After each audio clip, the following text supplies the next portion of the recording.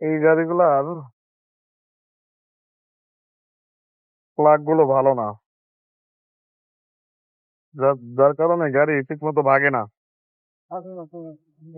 এই গাড়িটার প্লাগ গুলো সমস্যা।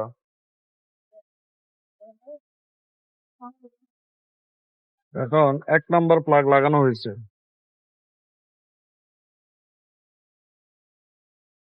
প্লাগ নষ্ট, 2 নাম্বার প্লাগ লাগানোর কারণে গাড়িটা ঠিক মতো চলে না। এখন নতুন করে আবার এই গাড়িটার প্লাগ, অরিজিনাল প্লাগ লাগানো হইতেছে।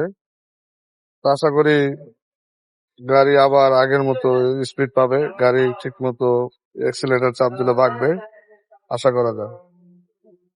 তো এখানে শিক্ষণীয় বিষয় হলো, টাকা একটু বেশি খরচ হইলো, আসলে ভালো মাল লাগানো উচিত। মার্কেটে অনেক 2 নাম্বার মাল আছে,